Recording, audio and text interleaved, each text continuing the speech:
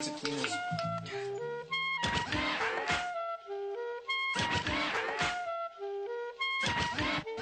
Right, so welcome to the MiddleEasy Fight Fist podcast, or as we call our fans, the Fisters. The Fisters. I am your host, Dan Lamore, joined by my co-host, Luke Tuma. You will not hear Tech Guru and Side Bitch Austin Locke on the mic Tech today. Bitch Side Guru behind the camera, working the ones and twos. Because we can only afford 3 microphones. And we are joined by our first guest ever, comedian and MMA instructor, I guess is right to say, and MMA knowledgeable person, Diego Lopez. Thanks for coming on, Diego. My pleasure. I'm honored to be the first guest. How you boys doing? Good, thank you. Doing Thanks well, for being man. our first guest. The Fisters are going to love you. Truly an honor. Yeah, your fan base is going to grow by one, my mother, and All that's right. it. Yeah, Dan's whole family. Hello, mommy. Yeah, I was at my family friend's house last night, and I think 5 of our 10 reviews came from me taking their phones and posting their accounts. That's how you get the ball rolling. Everyone Yeah. knows that. But So. Let's get into you, man. You're a comic here in New York. I'm a comic, yeah. My knowledge of Diego's, we worked at UCB East together on If You Build It, and that was the only time we ever hung out. Yeah, But we've chatted online since we're both MMA guys. exactly. And yeah, that was you do. I feel like we run in different scenes. Like For sure. Is it safe to say you do more of that scene? Like Yeah, for sure. I'm pretty much a Brooklyn / Bushwick comic Yeah, at this point. UCB, Slowly stuff branching like into to club area. I took my time. I want to take my time and kind of like be bad in the shadows, and then as Yeah. I get more confident, See, I kind did of like the opposite hello. of you. I went clubs first and then tried to go into the alt scene, and I was already too clubby. sure, You yeah, know, like because like UCB, If You Build It, that's like a one show like I go on, and I was like I had a good set, but I never leave like wow, I really cracked the alt for scene. sure, yeah. But then like there's some bar shows. I just did one in Brooklyn at a soda bar, I think it's called. Yeah, It's Candace's show. Yeah. That show was hot as shit. Yeah, that shit's fun, man. Yeah, it was funny because I was sitting in the back because they have a little back patio smoking, and a comic, I won't mention his name, had gone on stage, and 3 people in the front row, I had seen them before because they go to like popular comedy shows, they're comedy fans, and they were sitting outside because the kid went on stage, and he just assumed they weren't going to laugh, so he roasted them off the bat. Oh God damn And it. then I was out there talking to them. They were like, yeah, we're just comedy fans. We don't, we go to shows and we enjoy it, but we don't audibly laugh. yeah. And I was like, yeah, I get that. But this kid went at them so hard. God, I hate and then I that convinced shit. them to come back in. And then by the end, 2 of them were sold on me. Good. One of them was still pretty much like, yeah, I'm not going to laugh. I love the idea of you, 20 years old, coming up in the clubs in New York and then trying to go to the alt scene, like vegan coffee shops, like doing crowd work. Yeah. Like, well, are you guys fucking? Where are you from? Like, just getting I in their always face. think I should have went the alt scene first because you have guys like Brandon Wardell in LA who like, or there's a lot of guys in New York too who cracked the alt scene first and got a following. Yeah. Because I feel like in the alt scene, it's a little easier, not easier to get a following, but they're more dedicated than the club scene. 'Cause Yeah, it's just those- a rotating crop of guys. Exactly. They'll kind of jump on you and kind of stay with you for longer, as it seems. Yeah. Who am I? It just looks that way. I would love a following. I'm dying for a following. So you, how long you been doing Santa for? In a couple of days, it'll be 3 years. Oh, sweet. Yeah. Yeah. Perfect. We're on This is the same time. anniversary podcast. Yeah. Did you start here in New York? I started here in New York. I Damn. moved here in 2009 silently with the goal to start stand-up here. From South Florida. From right? South Florida, and I was too scared to start, and fighting kind of came out of nowhere, and I just did that instead for a while. So you were a fighter or just an instructor? Did you I compete? started training in May of 2009, and I trained for a little while, and I'm like, oh, I like this. Let me try a fight. My goal was to do one fight, and Yeah. I did it, and I won. And I'm like, okay. The addicting thing about fighting itself is Where was that your first fight? In New York? in New Jersey. Well, I only had one in New York because it was kind of yeah, New Jersey I'm has a from- good, yeah. huge. yeah, Yeah. good scene. So I would train at Ricardo Almeida's gym. That's my Okay. instructor's instructor. First fight went well, and the thing about fighting that's addicting is you're never yourself in the fight. You're always like 6 to 8 months prior, skill wise. Yeah. And you're like, I know I can do better. And I fought a couple more times, and I knew I didn't want to fight forever, so I made a goal for myself to win a title, like a championship title. And then I did, and I'm like, okay, that's good. I'm done. So Oh. you were, Now I what was just your teach. record as you stopped?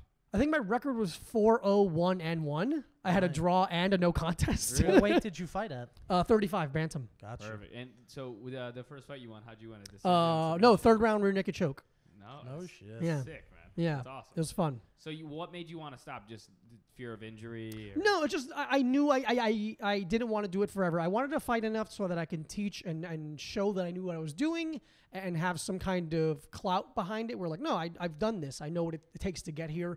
But it's just a very difficult lifestyle, and I also wanted to start stand up. Can you imagine if someone had done that in stand-up, where they're like, I'm just going to perform until I get a Comedy Central half hour. Yeah. Then you get it, and they're like, I did what I want to do. I'm out. Yeah, I've Yep. done that a couple times where I'm like, I get really good at something enough to like maybe move to the next level and go, no, I figured it out. Are That's you all a I want. bucket list type guy? Like you have things that you want to accomplish, and once you feel like you reach your goals, you move on to the next. Yeah, thing. I like figuring things out, but once I do, I kind of get bored. That's interesting. I've met a couple guys in stand-up who are like that. Like there's this guy in Chris Penny's in Boston. But he was like a drag racer, a professional bodybuilder, and now he's a working comic. Yeah, And it's like that's sick. These guys who are just like risk-taking guys who love to completely go You for it. call and they're that like bucket masters list. something. Everyone in my life has just called it manic. I'm manic Oh, yeah, about yeah. some Yeah. things, then it goes away, and I'm like, well, I'm going to do comedy We're now. just For sure. glorifying Diego's bipolar disorder. I need acceptance anywhere, and I'm gonna work This really is hard. an That's intervention. awesome, man. Oh, great. So as a MMA instructor, do you center more in grappling or striking? Do you have like a focus? I or don't a really strong center. point? Yeah, I teach both grappling classes and striking classes. I consider myself to be pretty well rounded, and that was one of my skills in fighting, was that people couldn't figure out where I didn't want to be, and since I didn't not want to be anywhere, it was hard to fight me. But yeah, I have a lot of fun doing jiu-jitsu. I think I emotionally attach myself mostly to a jiu-jitsu player, but I love striking, and I love being pushing the envelope of what's possible in MMA. Jiu-jitsu freaks me out. Like, Yeah? as some people on the podcast who listen to this know, I love street fighting. I like on McDougal Street. I love getting into a ton of fights. But like the second I have some idea that the guy I'm about to fight knows how to have a ground game. Yeah. Like if I see the cauliflower ear, I was like, you know what? I'm gonna bow out of this one real quick. And I was Sure. like, you guys want to get a beer? I'll buy you a beer. Let's not fight. Yeah. So, but what was your introduction to fighting? Because I read your bio on the Williamsburg Mixed Martial Arts Academy website, and it said you were a hockey player. Yeah, I mean, well, that bio So- is like 7 years old at this Yeah. point. Yeah, so I grew up playing hockey, and I've always been an athlete. And I moved here in 2009, and my best friend was already living here, and I only had one friend, and I was kind of bored. And he's like, "Hey, why don't you go try this kickboxing class around the corner? A couple of my friends are doing it," and I did it, and I've Did you ever get into fights when you were playing hockey? Were you a couple times. goon? No, I was the captain of most of the teams I was on. So were you a high school hockey player? Or Yeah. Did you? Okay. I never went to So college. you played. Did you play in college? No, I didn't go to college. Okay. I had terrible grades. Did you play Yeah, juniors buddy. or anything? Nothing like that. Just high school. I never went past that. And where are you from in South Florida? I'm Broward County. I went to high school at Cooper City. Yeah, that's crazy though. Coming up as a hockey player. in Yeah, I South played Florida. both roller and ice. Okay. Much better at roller because it's My dad free. was addicted And to roller ice is hockey. much less prevalent. in Exactly. There's only a couple South arenas Florida. Yeah, that's where crazy. like, There were some guys who get super into roller hockey. yeah, Like Yeah. my dad was never a professional hockey player by any means, but I remember because I grew up on a street in Englishtown, New Jersey, where everyone kind of like played shit together, and we would go to the Manalapan Rec, which was down the street. And my earliest memory of my entire childhood was I had my best friend. His name was Dan, also, and we were playing roller hockey. And my dad is one of these guys who can never turn off the energy level. Yeah. So we were literally, I would guess, maybe 12 years old. Dan might have been 13. And my dad was probably 35 at the time, and he put Dan in the goalie and was just ripping shots at him. Oh my God. And Dan's like mask fell off, and my dad ripped his shot and hit him square in the forehead. Oh my God. And we had to take him to the hospital. And that was when I realized like my dad will never turn off his Sure. I guess manic is the right word. He refuses to address it. Yeah. He goes super hard. into Surprising. A something. man from New Jersey would. And then I think that's what turned me off to roller hockey was I saw my dad bring my friend to a bloody mess. And I was like, well, I'm going to go into baseball because my Sure. dad can't hurt me there. Yeah. And then he would throw batting practice to me, and at least 1 out of every 10 pitches he would hit me. Not on purpose, maybe on purpose. But yeah. So did you travel a lot doing hockey? Because I know, like, I grew up in Buffalo where hockey's huge. And all my friends like traveled around a lot. Yeah, I traveled a decent amount, mostly around the southeast. We won our national title in Atlanta, but mostly up and down the Florida, like going to like Lake Worth or Orlando or Gainesville. Yeah. I really think traveling, playing a sport, it instills something good in a person. Because when I traveled playing baseball my whole life, and like just when those moments when you're in like a hotel lobby just fucking around with your friends. Oh, that's the best. It really it brings out like when you meet people who didn't have any background in sports, there is totally something different about them. Not to be mean, but like there's a certain bond among that. Well, sure, because it's the kind of thing where, especially in team Which sports. I think is why it's a cool transition into comedy, and even mixed martial arts, because though both are an individual thing, the camaraderie surrounding both are very even. Yeah, exactly. Because even though MMA is a singular person, you're still training as a team, and you're still proud of your teammates. And then in comedy, even though it's you going on stage by yourself, I mean, if you don't have a good group of people around you, you'll go crazy so quick. Well, the other thing about comedy and MMA that's similar is that like both you spend so much time behind the scenes, like in like whatever you want, quote unquote, the workplace. Whereas like as a MMA fighter or an MMA trainer, you're spending so much time in the gym. As a comic, you're spending so much time just hanging out in clubs, like talking shit with comics, maybe workshopping bits, talking about what's going on, and then on stage. Like the actual glory side of it is usually not seen until the finished product, which I love. I love the idea of having to put in so many hours behind the scenes. Yeah, that's another thing that's interesting is you do stand up in such short amounts of time, and also like compared to how long you train for, a fight is such a tiny amount of it's time. minuscule. So it's like so much work and so much like your entire, mental state has been focused on this one like 15-minute chunk that you've been training for. It's kind of similar in both fields. Yeah, it's the kind of thing where I learned that you have to really enjoy the process of getting better. You can't just hope that you're going to feel good when you fight. You can't hope that every set's going to be perfect. You just enjoy the work that you have to put in front of it, and hopefully that is fulfilling to a degree, and the performance in front of a real audience is just icing on the cake. And you have experience in fighting, whereas I don't, but I imagine both MMA and comedy, like once you get, like the better you get and the more time you spend, like that not every fight's going to be perfect, not every set's going to be perfect, but it's almost like your reactions become better, like as a reactionary kind of fighter or comic, your instincts almost are sharpened just by that training. Absolutely. You learn to kind of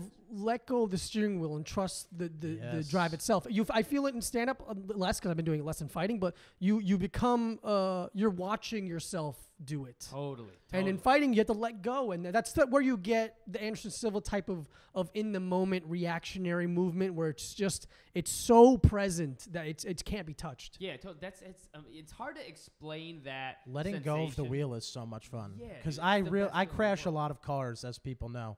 And the last time I crashed a car, I physically actually let go of the wheel, and it was such a Fight freeing Club style moment. Oh my, because the guy was like, I guess he was drunk and high, and he was sitting in the middle of the highway, and it was 2 a.m.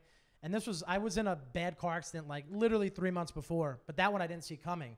This one I looked up and I realized that this dude was in a dead car, or like just a turned off car, and I was like, oh shit, I gotta react. So I just took my hand off the wheel and crashed into him, and I don't know where I'm going with this. Oh, it's interesting. There's a lot to be I think this is an intervention for you. Yeah, no, there's something freeing about just leaving the control up to something else. I mean, this doesn't relate to comedy, because in comedy you kind of have your laurels to rest back on. But in an actual letting go of the wheel, you're just like, well, I hope someone watches over me. Also, the best thing about that like story is that in that like metaphor between actual driving and like stand up or whatever, you bombed. Oh yeah, because you crashed. Yeah, you basically just dropped the mic in the middle of a set. You're like, what do you think? This was Pete Holmes stole crashing from me, because I was doing it way before he was actually crashing. It's so hard to explain that to people that don't do stand up though, and I imagine to people also that don't do fighting that looking at yourself as you're doing it, where it's almost like you're so present in the moment that you're doing so much and so much of it feels involuntary. Relating to people who aren't in it, how much passion you have for it. I found that to be the most conflict in my life, whether it's talking about how much I love MMA or more so how involved I'm in stand-up. Like when I was at home for Thanksgiving, like trying to relate to my family, like talking to them about the business and just to look at them. And my cousin was like, we don't care what the comedy seller is. Yeah. And I was just like, oh man, I don't know how to turn it off anymore, because when I'm at home, I want to roast people. And like trying to convince someone for your passions is great. That's when I think you hit a cool level, when you realize you're kind of just doing it for yourself now. For sure. So you started stand up in late 2014. December 7th, 2014. December 7th, 2014. Wow, you know the where did you start? My first spot was an open mic at Pete's Candy Store in Williamsburg. Oh, yeah. Gabe runs a show there. Yeah, I love Gabe, and I've done their show before. Samir, yeah, they're great. Great boys. That was your first. And my first open mic. Was it good or bad? How'd it go? It was okay. I'm happy with the fact that the very first thing I said on stage was a joke I came up with in the moment, because it was a music and comedy open mic, And this was right after Eric Gardner was choked out. Yeah. And a couple of spots before me had like a weirdly sensual song about it. Oh God. And I'm like, oh, I have a reggaeton song about Chris Brown. We should link up. And no one got the joke. And I was like, well, fine, fuck me. A weirdly sensual. Yeah, it was like an R&B. The whole song was about choking. What was it? No, I mean, it just felt weird. It felt inappropriate. And yeah, too soon, kind of. Yeah, that's like, funny fine. because I had that written down about because there's something so cool about starting a set with a riff. Yeah. I was at the standing room this past Monday, and I had gone up on stage, and I was first, and the host did really well. And I went up, and there was a guy in the front row who had on like flannel and a beard. He looked just like me, except 20 years older. So I was like, this is the closest I've ever come to having my father watch a set of mine. That's great. And it killed. And then for the next 9 minutes, I bombed so hard. And it clicked in my head where I was like, because when you open strong with a joke, it sets the mood great. When you open strong with a riff, I feel like, I don't know if the crowd was expecting me to be more off the cuff, but it was so weird to just hear them just be like, oh, we don't like any of his jokes. Let's go back to the dad stuff. Well, the thing is, because like a lot of times, I think like I'm sure, of course, you've been, you're super successful as a comic. Like, so I bet a bunch of, as we sit here in NYU's dorm room because we cannot get a studio. Successful enough Super as a comic, successful. They were in this fucking cruise ship looking dorm rec room. Yeah. In Thanks, Austin's NYU. dorm floor. No, but I'm saying like you probably started a bunch of we've all started sets with riffs and it ended up going great. But what's hard is when you're riffing or you're in crowd work, it is difficult and you have to get skilled at it to ease back into material because the audience is so present in the moment with you when you're killing with crowd work or riffing because they're like, he's doing this right now. It's so situationally funny. It's really not that far from making your friends laugh. It's almost like when Fabricio Werdum runs out with a flying kick to start the fight and then can't keep the pace going. Yeah, exactly. It's like you come out balls to the wall and then you're like, oh no, I have to keep going balls to the wall. Yeah, exactly. It's tough. Now, I found this interesting. I looked at your Instagram because you have to stalk your guests when you bring them on. Absolutely. And you do train a lot of comics, right? Yeah, a lot of comics. What do you train? What do you mean? Who do you train? Yeah. I've trained, let me see people you would probably know. Sean Donnelly. Really? Yeah. That's got to be fun. I picture he makes great noises. He's great. I love Sean to death. I've trained Super Agarwal, Emma Willman, Jericho Davidson. That's so fun. Brendan Ayer, Ari Fendlin. Just a lot of Brooklyn people. But do comics listen better or don't? Because I feel like we have a good idea that to get somewhere, we need to take the advice. I haven't really found a difference between comics listening better. It's the biggest disparity in terms of ability to take in information has been men to women. Yeah. Women listen so much better immediately because I feel like guys have to prove something to me and they'll try to hit hard too soon. I'm like, no, you don't know what you're doing. Why would you add any kind of force to it? Women can kind of separate their ego. Yeah, they just learn where men are. I remember that when I started training Muay Thai, I went into a professional fight team. They'd taken me in because I was writing an article about it. And I tried going super strong right away. And I was like, oh, they were like, you have no form whatsoever. Yeah. You're going to throw up in 30 seconds. Yeah, but then it's because there was also a few women who came into the team with me and they got the hang of it right away. Mm-hmm. And I got to be honest, my one thing, I don't know how you feel as a trainer, the one thing that always freaked me out was having to hold the pads for professional fighters. Mm-hmm.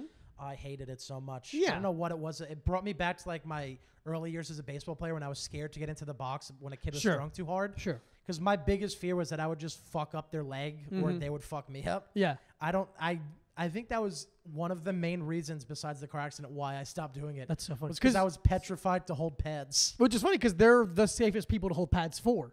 Yeah, they know what they're doing. Yeah. I've only gotten any kind of weird little injury with people that are new that are trying too hard. Yeah. Both in holding pads and grappling, where white belts, I took someone's back who had never trained before, and they just jumped backwards. I'm like, I've never had anyone do that before. Yeah. Just physically jump backwards, and I smashed my nose into the back of their head, and it's like, oh right, these people they don't follow the rules, so I forget that they don't know the rule. It's very dangerous. Yeah, I just had such anxiety that I was so scared I was gonna sneeze when the guy went to kick the pad, and I would just move it, and he would kick me right in the gut.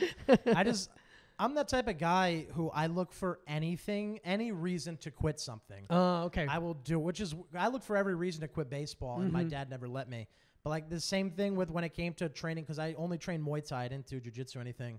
I was looking for any reason to get out of there because it was just there's something weird about going into a hostile environment. Not hostile, but a new environment. Like for me, it was like, and I kind of felt like I was going to a club for the first time where I didn't know any of the comics. Yeah. And I was forced to hang out and work with them. Yeah. And it felt so weird because they were. It wasn't so much a gym as an actual fight team. It was the Institute Muay Thai. Oh, in they're Kingsford, great. New That's a Jersey. great team. Yeah. My buddy, we talked about it on the last podcast, Frank Wells is a fighter there. And I got into it because he was my ex-girlfriend's boyfriend. And we, Oh, wow. and, Okay. and we ended up bonding over that. And That's great. And we became close. But yeah, it was weird because it was just something about holding that pads that still gives me nightmares. Yeah, So- I get that. So are you the way you make your living right now is being an MMA Yeah, instructor? I just teach. So do you have is your goal to make your living completely as a stand-up, or would you rather like further yourself as an MMA personality or instructor? Like, where are you looking at for the future right now? I'm kind of in a spot where I'm not 100% sure. I feel like there's something that teaching gives me that comedy can't. Yeah. It's extremely rewarding to share jiu-jitsu in this way because I'm giving somebody something they can use, especially because I teach little kids too. In comedy, the most you're giving them is a joke they could tell at the office. They could poorly tell to Yeah. their fucking coworkers. You're actually giving these people something that could last them for a while. Yeah, and I'm making them enjoy exercise, which is something that I see a lot of people don't enjoy exercise, and they have to exercise, and that bums me out because I know it can be enjoyable. So that is something I that like I think. how you looked at me when you said that because I'm the poster boy of someone who doesn't enjoy exercise. But I've been doing it for a long time now. A while. I'm not gonna say a long time. I'm doing it for a while. I fantasize about having my own gym, but I also feel like I need to see comedy through. And I think that if I continue to dedicate myself to the amount I'm doing, I could probably do something pretty cool with it. And it'll help because we talk about it a lot. There is a very tight bond between the mixed martial arts community and the comedy community. Yeah, it's weird, but it makes sense on a lot of levels when you break it down. Like I have a lot of friends who are big in both worlds, and fighters come out to them. They go to the fight.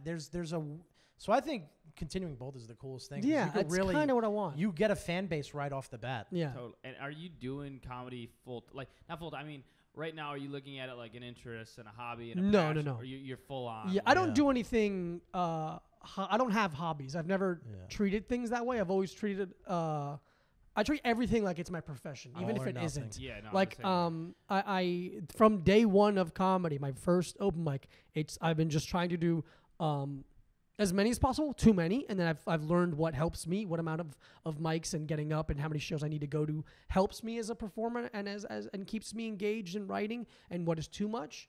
But I never look at things as just testing it out. Like when people that I know I've known for a while, they're like, "Oh, you're still trying to do comedy." I'm like, "No, I'm doing comedy. I'm doing it. I'm not great, but I'm doing it." Yeah, I'm That's the same why way. I hate the question. Have you? What are you going to do when you make it?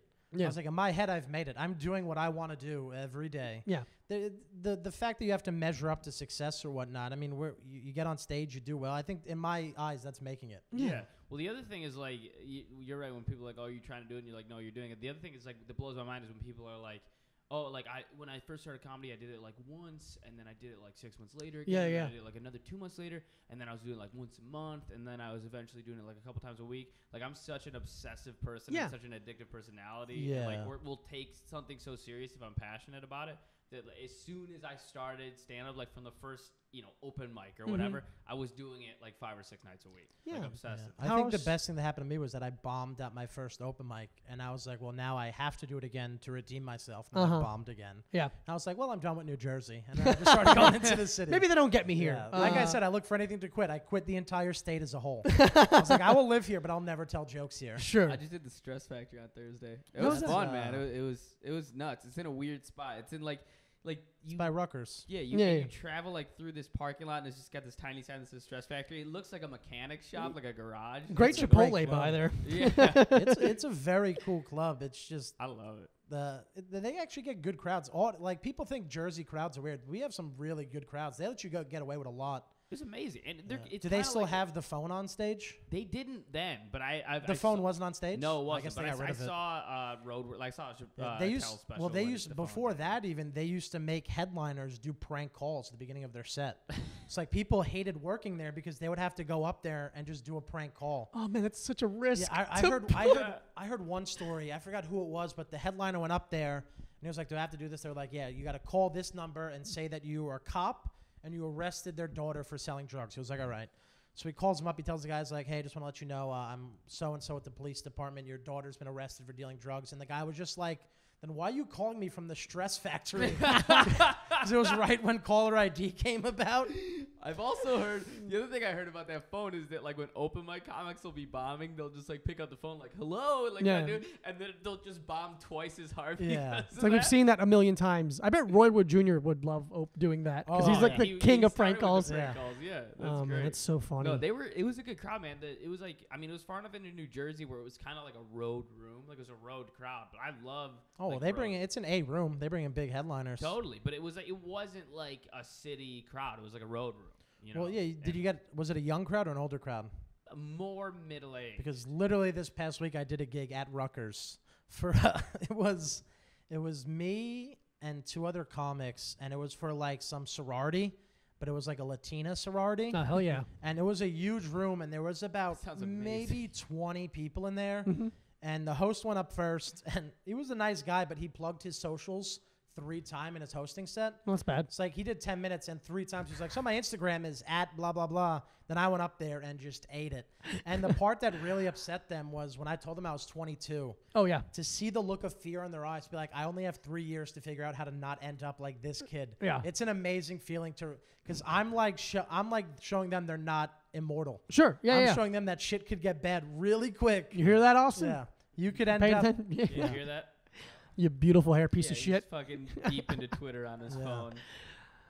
So back to the training comics. Mm-hmm. Do you also train? What is the age range of people you train? Do you also train? I mean, kids? I train from 5-year-olds up to who's the oldest person I train? Some 50s, probably somewhere around there, 45, Barry 50s. Ribs? Yeah. I was dying. I was like really hoping it would be like a 90-year-old. No, that you were, no, like, rolling with. How think do you connect with the? Because I used to train kids as well when I was a baseball player, and I could never connect to the kids. Oh, really? Because they are so brutally honest that they would roast me like no one else, and I would just end up not caring about making them better. Like, but I guess I wasn't making money for it. I had to do it because of college. They made me run camps. Yeah. You're getting paid for it, so I guess there's a difference. I guess. I don't know. I've always been good with kids. I taught kids hockey as well when I was doing that. So like I've always been pretty good at exchanging information, and I'm crazy honest with them. I don't really I don't glaze anything in terms of like you're never gonna make a kid. yeah, like hey, you're all bad at fighting. I could beat you all up. You're no John Jones. You just start trash. Like, I could kick your ass. Yeah, I just line them up. I'm like, all right, try and take me down. And I just foot trip everybody. No, I'm very lucky that I've always been able to naturally connect with children in that way where they understand that I'm not trying to like you're dumb because you're a child. I'm just like, I know this one thing well. If you listen, you're gonna be good at it. And they're like, okay, fine. I was never able to convince kids that. I would just end up cursing them out and getting in a lot of trouble. I remember telling one kid to go fuck himself multiple times. Because he was roasting me bad, and I was like, just take it, man. He's only 5. Mm-hmm. And then I was trying to he wanted to be a pitcher, so I was kind of teaching him technique. And there was a basketball off to the side, and he just kept picking up the basketball. And I was like, dude, you're not even in the right sport right now. Yeah. He's like, well, just help me with this. I was like, I cannot help you with I'm not basketball. good at that. I am being not paid to teach you baseball right now. Just well, you're dealing with these filthy New Jersey children. I'm dealing with hippie Brooklyn kids. I was dealing with the children of New East Jersey Rutherford, children. New Jersey. As a Disgusting person born in New Jersey Jersey, I can say. I wasn't born in New Jersey, and I'll co-sign that. Please. I really hope I ruined at least one kid's view of baseball. Or just one kid refuses to get out of his room. He's like, I never want to be like that pitcher, Dan. Dan pushed sure. all these kids closer to popping pills where they're already headed. Yeah, it was. I didn't enjoy it, but I'm glad that you are enjoying life as an instructor. And Yeah, it's great. I'm really, really happy. I'm at the gym 6 days a week, basically.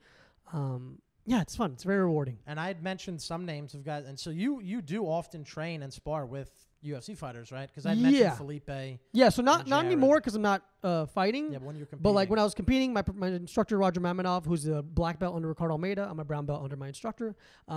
We would go to Almeida's in the mornings on Tuesdays and spar, and I've trained with Eddie Alvarez, Frankie Edgar, Marlon Morales, Edson Barboza, Frankie Perez. Marlon's fighting next week. awesome. Yeah, This yeah. week. Oh man, You Marlon. sparred with all them or just trained? I've trained with them in some faction. Marlon, I've sparred with the most Yeah. because we were the same weight class. But like then I sparred people like Sapo. I sparred him. He's enormous. Which- I sparred Henzo before. I sparred Henzo's Really? kid. That was fucking nuts. Which of the guys you've trained with were the most like impressive or just like physically I freaky mean- or skilled or whatever? Marlon's a physical freak. He's a That freak. dude- Oh man, he looks like a Dragon Ball Z character. Yeah, and then he Edson talks, and and you're Marlon, like, oh, he's such a sweetheart. Yeah. angel. I mean, Frankie is not from this earth. He's phenomenal. And also, there's a kid who is like Ricardo's #1 side instructor or like coming up kid. His name is Max Bohannon. Freak of nature How in old terms of, I think he's 24, 25 now. He fights for Ring of Combat or Ring Got you. of. He's great. He's a phenomenal. I've never seen someone with so much potential. Yeah. He's just Really. phenomenal. He's a Golden Gloves champ. He's a black belt world champion. Like he's just nuts. Nice. But everyone's just so good. It's nuts. Yeah. Yeah, that's what I learned when I was at the Muay Thais. I was like, these people aren't even at the professional level. And just the way they were training and throwing kicks, I was like, this is something that because going into it, it was something that I actually wanted to do. I was writing an article, and at the end of it, I wanted to fight one fight. I read those Yeah, articles. and Yeah. very quickly, I learned that I had no business. I loved it. I love bullshit with the guys. I love training, but it was just. I think if it had happened when I was still a college athlete and I could handle it, it would be Sure. fine. But training and throwing up, I don't like. I only Yeah. like throwing up after blacking out. That's kind of my favorite thing. Were you able to see like Frankie's heart and grit while you're in the gym training? Because like that's what he's most known for is just that tenacity and It's- heart and the fact that he's You know it's what hard he's to not see known that. for? Answering people's tweets who want to get him on a podcast. He's on vacation right now. Give him a break. We're calling out Frankie. I'll send him a message. He was he was in town the other day because there's a place by my house called I Play America, which is an indoor amusement park, and they have a sports bar. And for UFC 218, like their big thing was come watch the fights with Frankie Edgar. So I wanted to go there and be like, hey, Dan Lamore, do you want to do the podcast? Yeah. But I was like, I'll let him be. I'll just Yeah. tweet him every day. And he's a great guy. I wouldn't see necessarily his grit because it's not. He's not being pushed to that level in terms of consequences, like striking, like eating punches. Yeah. But I would see his kind of obsession with getting things perfectly and outworking everyone. Yeah. He'd always be the last person to be doing stuff. Either rolling with someone or like hitting mitts with Coach Mark Henry. Yeah. It was always very impressive to see his level of like obsession. So you could see how he got to the top because I would always push myself to be the last guy with him at the end. And sometimes I could do it, sometimes I couldn't. I And you would love just that be he's from completely Jersey. exhausted Oh at yeah, that point. dead. I love. Shit I remember like one that. of That's the obsessive. The first, okay, so back in 2000, first fight was in 2012. Somewhere in 2012, all the pro guys, like the UFC guys, would spar at the far end of the room, and I was an amateur, so I'd sit at the near side end of the room. And we all knew each other, and they were nice, but Yeah. you know, whatever. And I was getting my pads on, and Frankie comes over to me. He's like, "Hey, Diego, would you mind sparring with this guy? He has a fight coming up." And in my head, I'm like, "Hell yeah, Frankie thinks I'm good enough to spar with the pro guys." Little, I learned it's against Marlon, and he destroys me for 3 rounds. God. And I find out he wants to spar me because I'm a very lanky 135er, and he's about to fight Miguel Torres. Yeah. And he wrecks me and wrecks Miguel Torres. And it's like, and for a split second, I'm like, Frankie respects me. He's like, oh, I'm just a tool for the other guy. Yeah. You got to spar with a World Series of Fighting champion. Yeah, and he's very good. That's awesome. He's fighting Saturday against Aljamain Sterling. yeah, should be a good one. That's awesome. Oh, man. man. So did you work with Mark Henry a lot? Too, Yeah, just so, because yeah. you're in the gym with him a lot. Yeah, he's a genius, an absolute genius, an absolute madman in terms of like notebooks and like working on new things. And like he owns a pizza place, so he would bring, when he'd do seminars at our gym, he'd bring these deli rolls of paper and pull them down and be like combo, working this like just. It's so impressive his level of like Did he bring any pizza? analytics. He didn't. He That's just what made my fun head was. Have you heard when Joey Diaz, Joey Diaz is on Rogan and they're watching Alvarez beat Dos Anjos for the 55? Oh my god, I freaked out. And yeah, it's amazing. And Joey Diaz is screaming, and he's talking about Mark Henry. He's still like screaming. He goes, "The other guy he trains is Frankie Edgar, and this guy's a pizza dude, a pizza fucking dude." It's he's nuts. Like screaming, "A pizza dude!" He's like screaming. I love you. I'm always impressed with people that find a second career somewhere down the line. Like Coach Mark Henry was a boxer in the Army and then just has a pizza place. And then a few years ago, someone's like, "Hey, do you want to hold mitts for this fighter?" and now he's one of the best in the world. There's the most like, Jersey path ever. yeah, oh yeah, it's I nuts. was in the Army, then I opened a pizza place. Now I'm throwing punches. What is it? Yeah, There's something so cool about people finding a new, well, not a new passion, but just coming back to something later on. Yeah. There's something admirable about not giving up the dream you had. absolutely. essentially. All the respect in the world for Coach Mark Henry. He's phenomenal. That's awesome. And That's Ricardo incredible. Almeida as well, just madman in And terms you of worked with Eddie as well? yeah, a little bit. Because he was kind of in between. When I started, he'd be at Almeida's, but then he went to Black Zillions for most of the time I was fighting. So like we'd say hi and stuff like that, but I wasn't getting any work from me. Yeah, well, I think that could roll right into nice little segue. right into the, UFC Gaethje 218 fight. talk. Before we get into that, talking about the Alvarez fight, the fight between you watched it, right? Which one? Well, I watched the- the main card. Oh, I didn't get to see Yancey's fight. so I got there oh, at the that end. Yancey fight was insane. I hear it's brutal. I saw dude. highlights. I heard brutal. What I love is, one, I think now Cowboy Oliveira, I think he is, in my eyes, he's now the new Cowboy. I always used to get mad that he had the same nickname as Cerrone. Mm-hmm. But this dude fought his ass off. Also, but the thing is, he says he's 29. This dude looks not a day younger than 40. He has, but it was one of those fights where you're He's got weight watching it. cutting face. Yeah. Scar he's- tissue yeah. weight cutting face. Mm-hmm. It was one of those fights you're like, I think these people just took 3 fights off each other's career. Wait, I mean, Yancey fought. Alex Cowboy Oliveira. Oliveira. Yeah. Okay, who did Paul Fielder fight? Charles He fought, yeah, Charles. Got it. Okay, thank you so much. Yeah, that was a sick fight because I got to Felder- see the end of that. Yeah, because he almost got choked out. Mhm. He lasted for a long time. Unchokable, I hear. Yeah, it literally was. It was crazy. Anytime I've seen someone in a choke for that long, they tap out or they go out, and he looked so comfortable in it. But then in the second round, he landed an elbow. What's his name? Oliveira was down, and he came down with an elbow, and it hit him so hard that he tapped right away. I saw. Yeah. Yeah, but then he got in like 6 more. Well, the elbows, ref and didn't stop. Yeah. The ref didn't stop it, and even Paul was like, he admitted, he was like, yeah, I felt him tap. It's not his But job to you stop. have no idea if Yeah. he's just transitioning. So he hit him with 6 more, and that was a brutal knockout. Yeah, they call those Brazilian taps Yeah. when they kind of Yeah. like touch and like. he went release. right to a soldier. He was like, I'm done, please. Yeah. That's great. No, I mean, and the whole card was great. It- Fucking Yeah, Fun card and that- we got a nice meme out of it with Overeem got hit Oh, so hard that boy. it became a meme. Those bum me out. I hate there's a seeing couple. those. There's the ovary meme, and then there was. Did you see them?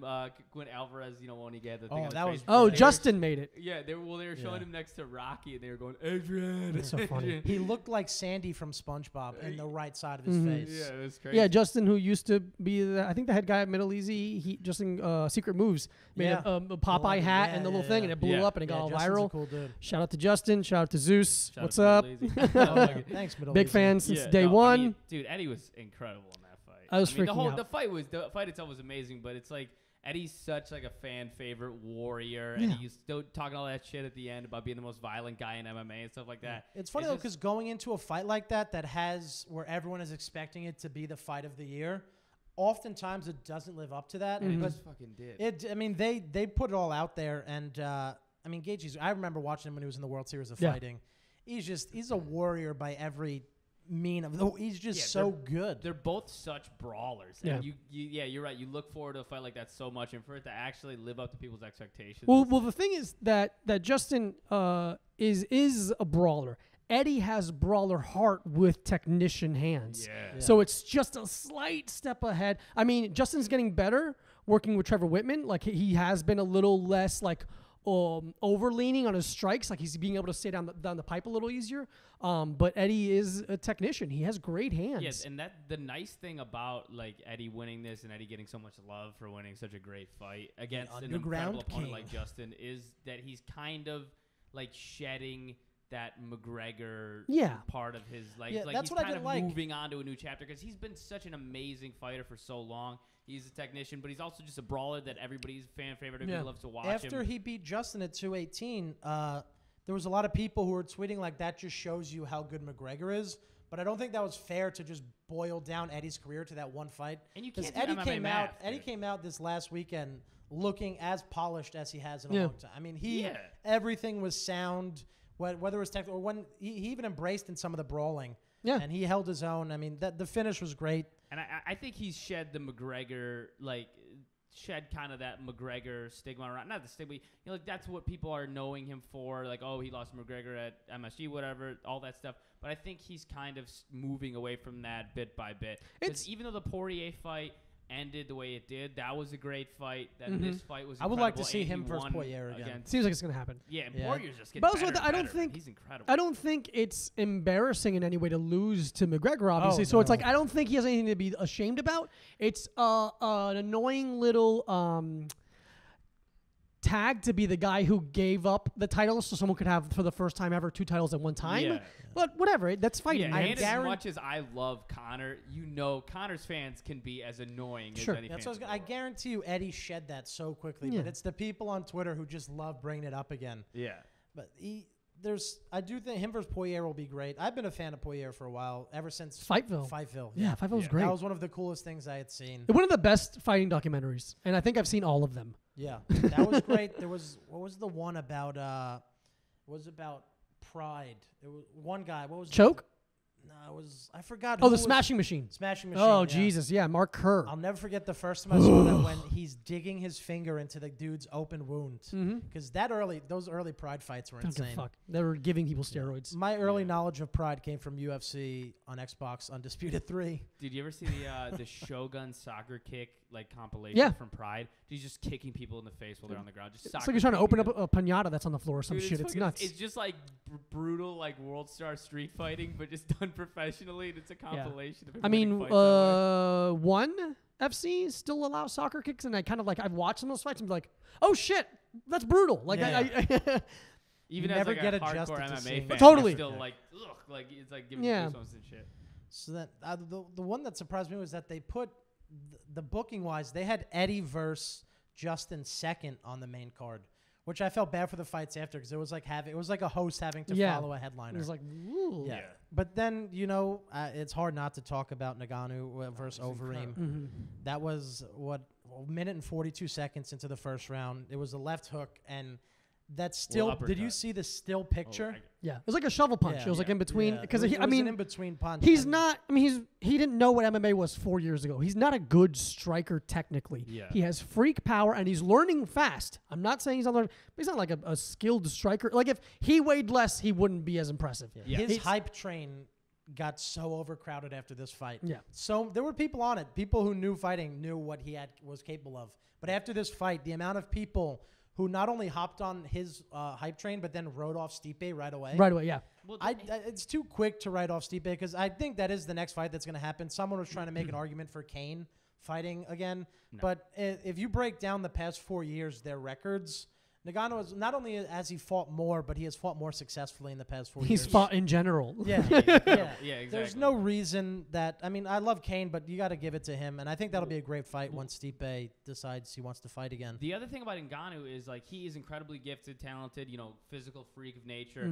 People, we all love watching him, but how about you his gotta post-fight admit, interview? at this point, it's not that crazy of a thing for a guy with that much strength to knock out Alistair Overeem. Overeem's just been knocked out. He's had a 20-year career. 20-year career. It's actually concerning the damage that Overeem has taken. He's completely kind of changed his fighting style around his lack of chin because he's been knocked out so many times. He's almost got a different fighting style than he used to have. You kind of in the back of your head were like, I think Ngannou's gonna knock him out. It could be because it's like a guy with that much power compared with a guy who's taken as many knockout punches as Overeem. And Ngannou's incredible, but to just go by that and be like, oh, he's gonna tune up Stipe is insane. It's not. I still think Stipe will beat him right now. I do too. But I'll watch it. I think it'll be very similar to the Garbrandt-Dillashaw fight, where Dillashaw had the experience, and experience goes a long way. Yeah. Again, it comes down to the similarities between MMA and comedy. Just experience goes a long way, especially when you break down the list of who's who of who they fought. But I don't know if it was true. I don't know if it was a real interview, but I saw a post-fight transcript of an interview with Alistair, And I don't know if it's true, but if it is, it's funny. He said that the best part about the punch was that he can now smell colors. If that's true, That's very funny. That's hysterical. Yeah, that's great. He gave him autism or something. He's not really good at the piano. He got hit to a new dimension. Yeah. He's in the gym and he's just counting all the gloves. The- Christ. that still shot, the second I saw it, I was like, people are going to blow this up. And That kind of stuff breaks my heart, man. It's Yeah. because I've tried writing comedy stuff about fighters, and I probably because I fought, I have such a hard time making fun of them. Yeah. That's like, it really breaks my heart a little bit when people like make these memes about someone's knockout, because like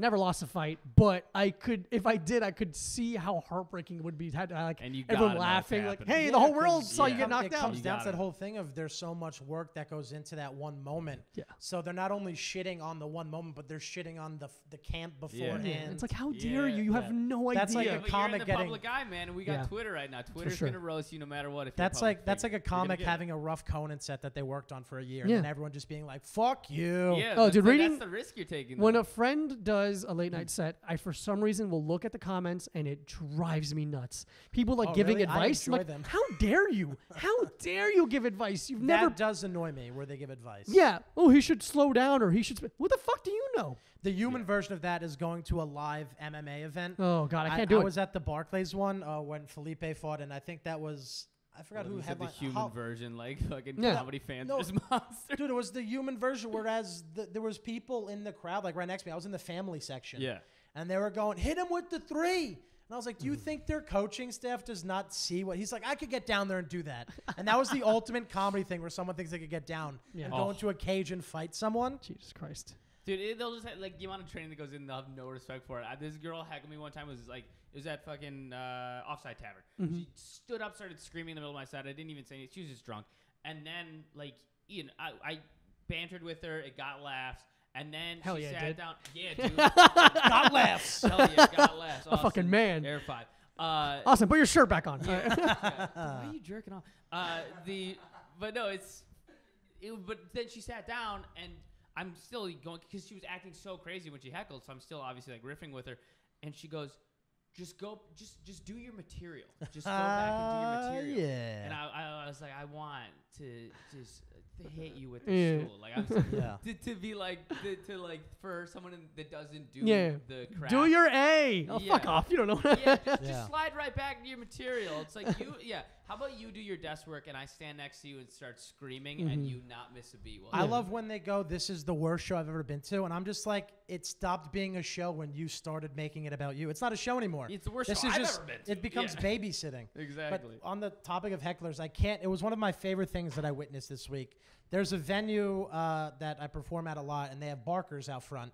And one of the kids he just turned 19. He's a 19. It's not Austin. It's a 19-year-old NYU student. Ugh. He's barked, I think, It's definitely, I swear to God, it's not Austin. He's barked for about, I think he said like a month and a half. And when I saw him on Friday, it was only his 3rd time getting on stage. So he asked me if I could watch, and I'm all for that. I'll watch and I'll give notes when I can. Who's outside the lantern with us? No. This is I'm keeping this guy unnamed. So he's a 19-year-old kid. He's very new. This was his 3rd time. He went up there, and it wasn't for someone who's 3 times in. It wasn't bad at all. Sure. But there was a woman heckling him. She was a young girl. Yeah. And it threw him off a lot, and he got off stage, was upset about it. And then he looks at me. This kid is he admitted he's a virgin. He's very just a plain kid. Sure. And he looked at me, and he was like, I'm going to fuck that girl. Whoa, And Jesus. I was like, no, you're not. So then I go around the corner to go do another spot, and I come back. And he's fucking that guy. He is hooking up with her in front of the bar. Oh, man, my man. Is he here? Can we go say hi to him? I have a hot take on this. Can I? Yeah, come on in. She Yeah. was a plant. Hold on. Come here. There's no Whoa, way. whoa, whoa, whoa. Before this is Austin, tech Hi, bitch guru. I'm Bitch tech side bitch guru. side. No. also Tech NYU guru student, side and bitch. please Tech guru leave side people bitch. unnamed. I will leave said man's Yeah, unnamed. right now you're There's- looking at the back of his right ear. My That's ears. fine. There's no way this wasn't a plant, right? So you think it was a Like, plant? cause no, Dan specifically gives this kid so much shit every day. Like, you know this. Like, Dan Well, roasts this this is child. not the This kid- isn't. It's not. You don't know this kid. Oh, wait. Maybe he does. It might be. We'll talk about it knows after. We'll talk about it. But The I doughy roast him. kid. Yeah. Okay, Oh, yeah. that Never mind. Yeah. I the doughy kid. I don't roast to be mean. I roast for inclusion. No. But you do still roast. He And looks so like I he's think that he 14 did this. as a child. I think that he finally I think this is his girlfriend or something. Like, there's no way it's not. All right. Thanks for For the hot that take. kid, Thanks for this. God damn it, No, that Austin. was no. I'd be honest. Son of a bitch. I'd be honest. There was about 3 people at the show who thought she was a plant. No way, she wasn't. But why? Yeah, but no. Austin, you're Who ruining wants the to audio. impress them? Yeah, who wants to impress me? I can't help anyone's career The in fact any that aspect. that kid did that though, this kid is like the nicest, sweetest. He's like the human version of. He like brings a flask with him because he's not old enough to drink in the That's car. adorable. I love Yeah. that. I'm also He not old is enough to drink. adorable. I'm very He's young. 12 years old. He's like a little fucking cupcake. The fact that he hooked up with that chick and called a shot on it. That's I will the be last honest, thing though, that kid would do. I don't want to confuse the listeners. It wasn't a hookup as it was like you ever seen 2 people like ass out just pecking? Like they wanted to touch lips, but they didn't want their bodies to Sadie Hawkins Yeah, style and then, dance. To be completely honest, when he went inside to go brag about it, she went to the dealer down the street and bought an 8-ball of Coke. Ah, what a trooper. So I don't know what mindset she was in, She but sounds like a great. she was a citizen. keeper. They're probably going to get married. God bless. And, Ooh. thank God I used to play baseball.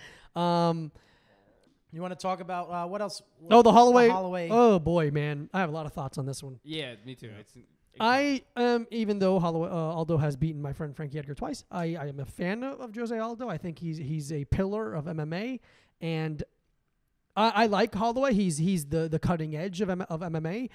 I'm very impressed with how Max was able to drag him into the kind of fight he wanted, because Aldo was doing a great job of slip and rip and was finally stepping into his punches to close the distance and was landing well. When he was playing a kind of tit-for-tat exchange, was doing such a good job and was finally throwing leg kicks like old Aldo. And then Holloway's like, no, I'm going to make your ego suffer. And then it all fell apart. But the thing Aldo is- fell right into what Holloway wanted to do. There Because- was no, even watching it on the TV, you could see from the start Holloway had that game plan, Totally. and he stuck with it. Well, the thing is, Aldo kind of and he, Aldo's a master, one of the greatest fighters of all time. But Aldo does in his weaker moments kind of fight too much with his emotions, and whereas Holloway is just rock solid mentally. And also, Just you just can't not comment on the fact that Holloway didn't seem to get gassed once during the fight. No, I've never seen him get gassed no, ever. That's what Holloway Rogan has was some saying, of he the could best fight 10 cardio. rounds. Yeah, Yeah. it's incredible. It's like Bisping And people level forget cardio. he's 25 years old So and young. already I think that was his 12th consecutive win. Yeah, or that's something. nuts. He has one of the best win streaks, and he's only 25. Well, the other thing is Aldo is much more short burst explosive than Holloway is, and Holloway's more of just like a last you out no matter what. I'm not gonna get gas guy. So for Holloway to bring Aldo into that like trading shots style, he knows Holloway's going into that going, Aldo's going to get gassed here, and there's no way I get gassed. And it was very publicized before the fight that Aldo did not have a good weight cut. He's never had a good weight Yeah, cut. there was No. a few. He's yeah. always almost died. And he's been at Yeah. 45 for so Forever. long. Yeah, every fight, people will be like, I think this is the last fight at 45. I'm like, we'll see. Yeah. It was very impressive. Holloway looked great, and then He's amazing. I do think Edgar does deserve the next shot. Yeah. And then after that, it leads into what I wanted to also talk about was the UFC Fight Night 123 Saturday. Dude, one more thing on Holloway. Do you think it's weird like how good he is as a 45er and compared to just the entire UFC roster and how far he still is away from being like a superstar in the public's eyes? Because he's not that like big, he's not that famous, but No. he's so good. Well, I just watching the fights with friends, and I don't know if you're friends, but people that don't know fighting that well, when I was watching this fight with them, they, for some reason, were turned off by his demeanor. They found him. Two people I watched with said the word unlikable. People there are some people who don't find Holloway likable from a personality standpoint. Which is such an annoying factor for fighting. It Yeah. doesn't matter. Totally. Doesn't matter. There's one thing you have to do, it's all separate the marketing and person from- sales. You know, Yeah. you're now no matter what you do, your personality. For sure. Yeah, but When you then to think say that, you have a guy like McGregor who might be on paper one of the most unlikable people, and people love him. Yeah, but charisma's charisma. I think you it's know? I think That's it's the true. inverse. Once I think you're he's like- highly Maybe likable. Holloway should roll into it and just turn into that. It seems like he's McGregor's leaning into it. insanely likable, though. He is. Yeah, he's. I'd say this to a few. He's comics I know, divisive. He's the most likable, unlikable dude you'll see. Yeah, but he's likable because he's kind of just he's leaning into his balls to the He's wall. a caricature of a person So at what this do Yeah, you- he point. rolled think- into it. What do you think is going to happen with? Because you look at all the champions now and you think, the UFC wants to make money no matter what. Mm-hmm. So they're kind of trying to do more and more super fights. We've heard the talks about GSP McGregor, whatever. What's the super fight going to be for Max? Because it's going to be a while before he gets that McGregor fight again. Mm-hmm. Because Ferguson's proved himself just as much as Holloway has and is in the division that McGregor currently holds the belt. Mm-hmm. So he's going to do the Ferguson fight first. McGregor's not fighting that much. So do you think Holloway, maybe Garbrandt comes up and they do something like that? Or That's the thing about super fights. I really dislike them because a lot of times it's someone fighting out of their weight class unless they do a catch weight, which is even rarer. Yeah. So even if, let's say Garbrandt goes up against Holloway, that's an enormous difference in size. Holloway is a very tall, lanky 45er, and Garbrandt's an average 35er. Yeah. Right? So it's just a huge disparity, not in skill, just in size, where it's just not. That doesn't make it a super fight to me because it's just so different. Yeah, I don't view that as a super fight either. I think that would be a terrible decision for Garbrandt to go up. I'm just thinking but Garbrandt's got 10 times the following in the public eye that Holloway has right now. People outside of our world don't for sure. know I agree. Max Holloway. I agree. But they know Cody. Mm-hmm. You know, I mean, he has those eyebrows that are just so perfect. Yeah, How are you going to not know about? I think what happened was it's weird because I was going to say it's an age thing, but then you have Holloway, who is also, he's 25. So it's not an age. It's just, for some reason, Garbrandt's very likable. I do think Holloway, if he beats, because I think the Holloway-Edgar fight would be a bigger draw. Because Frankie does draw pretty well. He does, yeah. People so love I him. think if Holloway beats Edgar, which I would not like to see, I'd like to see Frankie win. Mm-hmm. But I think that'll definitely help his standing. Yeah, there's not that many big stars in the 45 division right Yeah. now. There's not really any big featherweight. It's kind of the ebb and flows of divisions. Jesus Christ, where it takes a little while to regrow the next crop. Yeah. Right now, it seems like 55, 70, 85. Those seem to be the most popular. Even 35, yeah. Well, that's why the Nagano fight was so big, because the heavyweight It's division finally is- it's starting to come back it's come over. back Light up. heavyweights as dry as it's been as I far can't- as superstar. Yeah. Even entertainment wise, it's not Yeah. as great as Well, it yeah, I mean, has. UFC 220 is Cormier versus Volkan. Been. Yeah. I like Volkan. That's again. I love Cormier, but it's star power. yeah. It's weird because there's fights for people like us and there's fights for people that just want to watch it occasionally, and that's fine. But then But that's who the UFC is going For sure, yeah, You know. they know they have our money. Yeah, they're not looking to please the hardcore MMA fan. They're looking to reach to a new audience or sell, break some pay-per-view record, break 1 million buys, whatever it is. Yeah, and it's funny because leading into this weekend's fights, Cub Swanson is some people love him more than Holloway. He's been trying for another title shot. Yeah. And they've been denying him. And I think if he beats Ortega on Saturday, he's next up for whatever fight happens after Holloway Edgar. Or if that's the way it goes. But Cub, I've been dying to see him fight. I want to see him fight Doo Ho Choi again. That was that'd be fun. amazing. That was one of he's That fighting was on amazing. dude, he's not fighting on this card, he's fighting the next card, dude. I think Choi's fighting Choi's chin man. is ridiculous. That was the amount of shots he took from Cub, just straight to the jaw. Yeah, and didn't it's go nuts. down. Yeah, it's actually it's a free fight on Friday night. Or Saturday night. It's actually a really good card. The one guy that stood out to me was I love this kid Benita Lopez. Have you ever seen him fight? I actually haven't. No, I haven't seen most of these people He fights fight. for Team Alpha Male. This is his UFC debut. He's also a young kid. I think he's 24 or something, 25. He's a bantamweight. Is he handsome? He's not bad. Okay, all right. He's not bad. Those alpha male boys are good looking. Yeah, they do have a good-looking crop. Yeah, there's something about training in That might honestly SoCal. be what's holding Max back. As incredible as he is, Yeah. he's an ugly motherfucker. He looked. Do you remember Celebrity Deathmatch, the claymation? Yes. He Oh looks my like one of God. those He characters. looks like a celebrity deathmatch yeah, character. yeah. Whereas fucking what's his name? Sharp eyebrows and Yeah, funny Team lips. Alpha Male is the Garbrandt only looks like an team that Urban you need to be Outfitters model. attractive to get on. Yeah, Yeah. exactly. Didn't Paige fight for Alpha Yeah. Male too? Yeah, she did. Yeah. Or still does, I guess. But yeah, Benito, that'll be fun because he's 8-0. He has 5 first-round finishes, and 3 of them were within the first minute of the fight. Wow. He has a lot of power for a bantamweight. And they call him the Golden Boy, which is a pretty big nickname to go into the UFC with. Yeah. I forgot who it was on this list. I'm probably going to...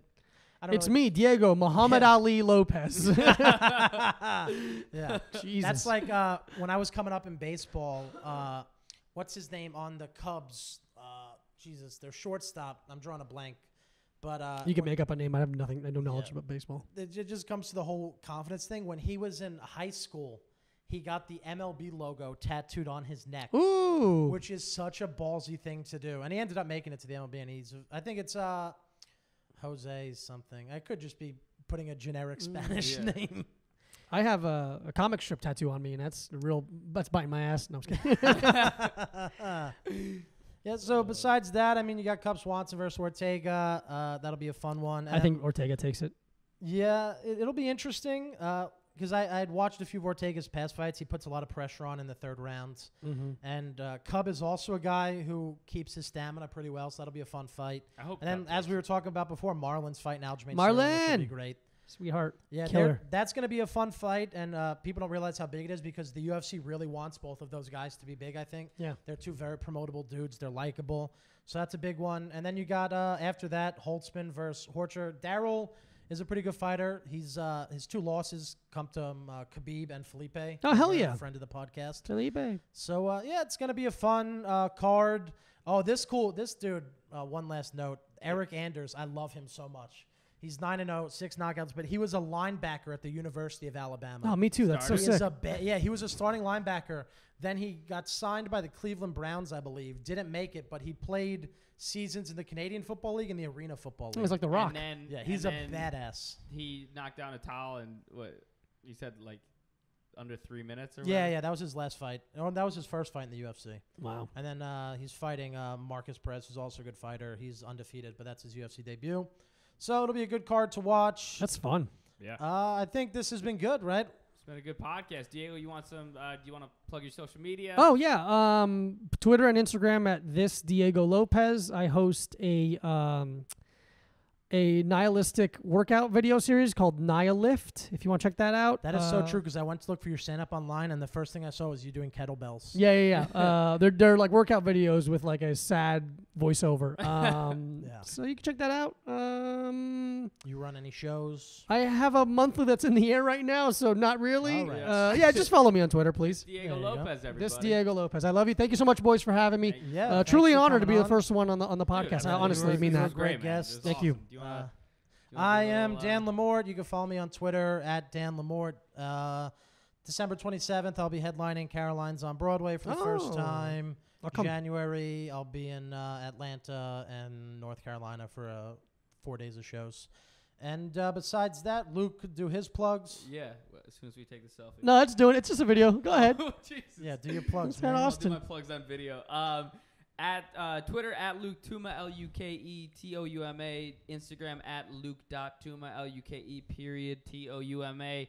Come do Too Many Cooks, 9 p.m. free show every Wednesday at Lucky Jack's in the Lower East Side. Used to be Gandhi. Is that you? I'm doing it with some great comics. I'm friends with literally every other comic on that produces that set for you. I don't know Yeah. you. Now Jordan you're D- friends Everyone. With, now you're Jordan friends Temple, with all the Dina cooks. Hashem, JP McDade, Samantha Ruddy, Luis Yeah. Diaz books that come by 9 p.m. Wednesdays, Lucky Jack's. And as always, thank you to MiddleEasy. This has been the MiddleEasy Fight Fist podcast. Easy Fight Fist podcast. Put up. Next 2 weeks, you could see UFC featherweight Jared Gordon's going to be on, and UFC welterweight Randy Rude Boy Brown.